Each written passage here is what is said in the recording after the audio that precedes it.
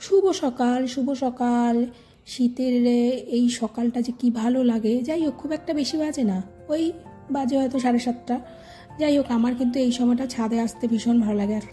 হালকা হালকা যে ঠান্ডাটা দেয় না, হিমের হাওয়া, এই ঠান্ডাটা খেতে আমি আসি। তো যাই হোক, আজকে একটু বেরোবো, কাজেই বেরোবো, বলছি কারণটা।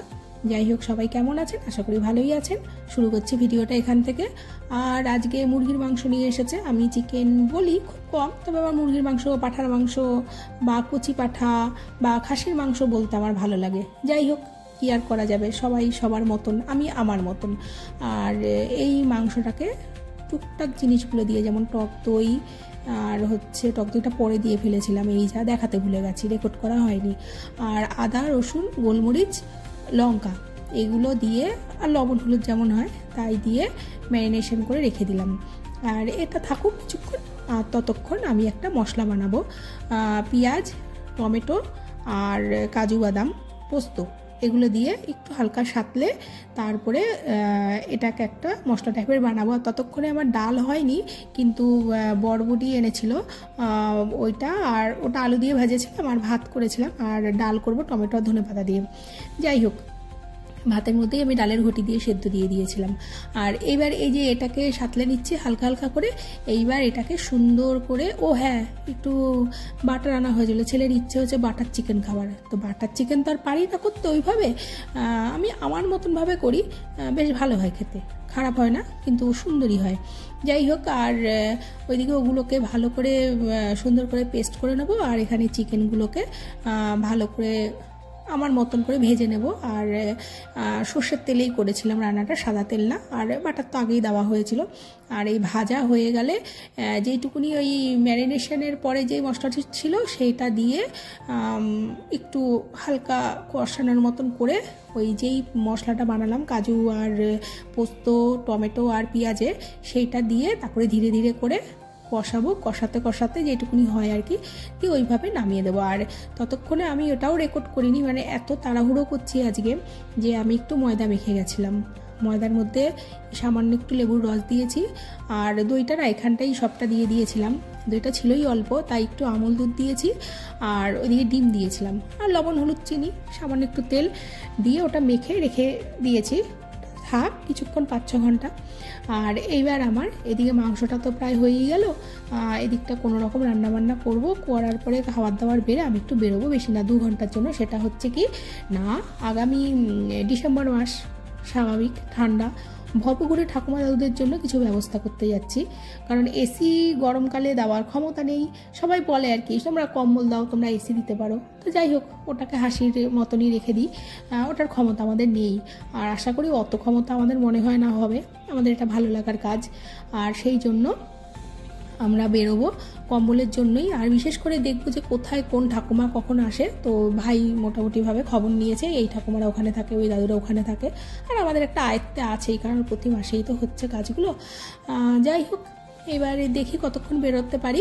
আর ওই থেকে ঝুম্পা, আমি, মৌ আর ভাই বেরোবো, শুধুমাত্র বেরোবো চারপাশ ঘোরার জন্য, আর ওই কিছু জিনিস দেখার জন্য। ভিডিও অবশ্যই আসবে, কারণ আমাদের মাসে একদিন কাজ, আমরা কিন্তু বললেই দেখাতে পারবো না। এই ভিডিওটা হয়তো 1-1.5 মাস পরে আমরা দেখাবো, যখন তখন বুঝবেন যে হ্যাঁ, এই কারণে আমরা বেরিয়েছিলাম। যাই হোক, আর আমার ফাউন্ডেশনের যে চ্যানেলটি আছে, এক মুঠো স্বপ্ন ফাউন্ডেশন, ওটা একটুখানি খেয়াল করবেন, ওখানটা অনেক কিছুই পাওয়া যায়। এইবার আমরা বেরোবো। বেরোনোর পরে ভাই আমায় বলেছিল যে তুই আয়, কারণ বড়ালঘাট হয়ে যেতে হবে। নবদ্বীপ, যেটা আমি যেভাবে যাই গৌরাঙ্গ সেতু হয়ে, সেখান দিয়ে আমি যেতে পারবো না। এটারও কারণ আছে। এটার কারণ হচ্ছে কি, গৌরাঙ্গ সেতু ছোটোবেলা থেকেই শুনি, গৌরাঙ্গ সেতুর একটা কাহিনী। তো গৌরাঙ্গ সেতুর ড্যামেজ হয়ে গেছে, 45 দিন বন্ধ থাকবে, মানে ডিসেম্বর মাসের 31 তারিখ পর্যন্ত বন্ধ থাকবে। কিছু করার নেই, যা আমি ওই দিক দিয়ে গেছি, ভাই আমাকে ওখান থেকে নিয়ে বললো চল আজকে ক্যাফেতে নিয়ে যাই। আমার ভাইয়ের এটা ক্যাফে, আর ভাইয়ের ক্যাফেতে আসলাম, আমাদের কাজ হয়ে গেছে ওইদিকে। আর মৌ বলেছিল স্টেশন দিয়ে যখন তুমি আসবে একটুখানি দেখা করো। তো ভাই বললো ঠিক আছে, তাহলে স্টেশনে ওর সাথে দেখা করিস, পরে আমি তোকে আবার বড়ালঘাট পর্যন্ত পৌঁছে দেবো। বেশ ভালো কথা। আর এই হলো আমার ভাইয়ের ক্যাফে, ক্যাফের নাম হচ্ছে মুড ক্যাফে। আর এই ক্যাফেতে অনেক কিছুই পাবেন, আসবেন ভালো লাগলে। জায়গার নাম হচ্ছে জাহাননগর, পূর্ব বর্ধমান। খুব সুন্দর সাজিয়েছে, আর খাবার দাবারও খুব ভালো। আর ভাই খুব মেনটেন করে, মানে প্রত্যেকটা জিনিসে, যেমন ডেকোরেশন তেমন খাওয়া দাওয়া। আর বেশি দিন হয়নি, 1 থেকে 1.5 বছরের মতন হয়েছে। ভাই অনেকটাই ভালো আছে আর কি। আর যাই হোক, এখানে কিছুক্ষণ সময় কাটালাম, চেনা অনেক মানুষের সাথে দেখা হলো। আর ও চায়ের ভ্যারাইটিগুলো আমি দেখাচ্ছি। ওর যে দোকানে কত রকমের চা আছে আমি তো সব ওইভাবে দেখাইনি, তবে কোনো একদিন আমি চায়ের ভ্যারাইটি নিয়ে আসবো। প্রচুর মানে প্রচুর, ওর প্রচুর আছে চায়ের ভ্যারাইটি। যাই হোক, একসময় হয়তো বলেও ছিলাম। আর এই চাটাই ওর দোকানে ফেমাস, মানে এইটুকু জায়গার মধ্যে আর কি। যাই হোক, এখান থেকে আমরা স্টেশনের দিকে চলে যাব। এরপরে ভাই দিয়ে আসবে, আমাকে বললো যে চল দিয়ে আসবো। আর মৌ বারবার করে ফোন করছিল, দিদি এসো দিদি এসো। এইবার আমি বললাম ঠিক আছে, দেখা করব, কারণ আবার তো কবে দেখা হবে আমাদের কোনো ঠিক নেই। তারপরে ভাই বললো চল তোকে দিয়ে আসি, কারণ এইদিকে অল্প মানে সন্ধে হয়ে যাবে অল্পতেই, ছোটো দিনের বেলা। ভাই বললো ঠিক আছে চল। আর ওদিকে তো বৌদির সাথে দেখা হয়েছিলই, তাই ভাই আবার আমাকে বড়ালঘাট পর্যন্ত দিয়ে আসলো। আর ওই দিকে গিয়ে না একটা দোকান দেখেছিলাম, যে দোকানের সামনে কোনো একটা কিছু পুজো হচ্ছিল, অত খেয়াল করিনি, তবে এই দুর্গাগুলো খুব ভালো লেগেছে। আমি এবার 3টে নিলাম, ছেলে বলল যে ও কোন স্যারকে দেবে, তার জন্য 3টে দুর্গা নিল। আর মৌ ওখান থেকে নিল। মানে এখানে হাতের কাজ যে এত সুন্দর এত সুন্দর, চোখে না দেখলে বিশ্বাস হবে না। যাই হোক, খুব ভালো লাগলো বিষয়টা। আর এর পাশেই না ওই সেই বড় শ্যামা যেখানে পুজো হয়, ছোট শ্যামা ওই দিকটাই আর কি। যাই হোক, এদিকে ভাই আমাকে একটু এগিয়ে দিল, বলল যে তাহলে তুই এখান দিয়ে চলে যা। আর আমি বললাম ঠিক আছে চলো, এতটুকু যখন এগিয়েই দিল আমাকে। আর এইখানটায় এখনও টোটোর সময় আছে, গৌরাঙ্গ সেতুর এখান দিয়ে বন্ধ, তাতে কি অন্য রাস্তা দিয়েও নিয়ে আসলো, অনেক কিছুই তো চেনে। এবার বাড়ির পথ ধরলাম। এইবার বাড়িতে এসে বাবা পড়তে বসলো, বাবাকে একটু দেখলাম আমি। আর ওই যে ময়দাটা মেখে রেখে গেছিলাম, সেই ময়দাটাকে এবার লিচি করে নেব, কারণ ওর আবার ইচ্ছে হয়েছিল যে বাটার নান খাবে। তো বাটার নানের মতো না, বাটার নান হয়নি, কিন্তু আবার খারাপও হয় না। আমি যেভাবে করি বেশ ভালো লাগে খেতে। এবার হয়তো প্রফেশনালিভাবে হয় না, মানে যেমন আমরা খাই বাইরে গেলে তেমন হয় না। তবে ঘরোয়াভাবে কিন্তু ওই বাটার চিকেনই বলুন আর বাটার নানই বলুন, আমি যে ঘরোয়াভাবে করি বেশ ভালোই হয়। তা একটু ময়দা বেশিই মাখা হয়ে গেছিলো বলে আমি এবার টিফিন বক্সে রেখে দিলাম, পরে ওকে করে দেওয়া যাবে। আর আগেই সুন্দর করে একটু বেলে নিচ্ছিলাম, তাহলে আমার সুবিধা হতো। আর এর মধ্যে আমি কোনো তেল দেবো না, এমনিতেই এগুলোকে সেঁকবো। আর সেঁকে একটুখানি বাটার মানে একটা করে সেঁকে রাখবো, একটুখানি করে বাটার মাখাবো, যেমন ঘিয়ের রুটি হয় আর কি, ঠিক ওই রকম হবে। কিন্তু টেস্টি হয়েছিল।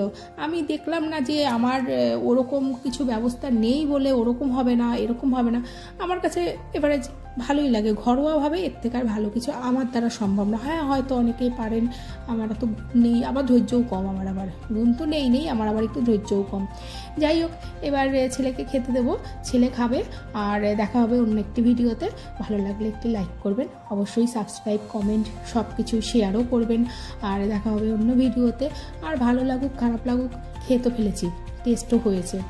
আর কি আর বলি, যাই হোক, ছেলে তো খেয়ে বললো ভালো হয়েছে, আমিও খেতে বসলাম। আর ভিডিওটা এখানটাই দেখতে থাকুন। আর ওই আবারও ভালো লাগলে একটি লাইক করবেন, শেয়ার করবেন, কমেন্ট করবেন। দেখা হচ্ছে অন্য একটি ভিডিও। ততক্ষণে শুভরাত্রি, সবাই ভালো থাকবেন।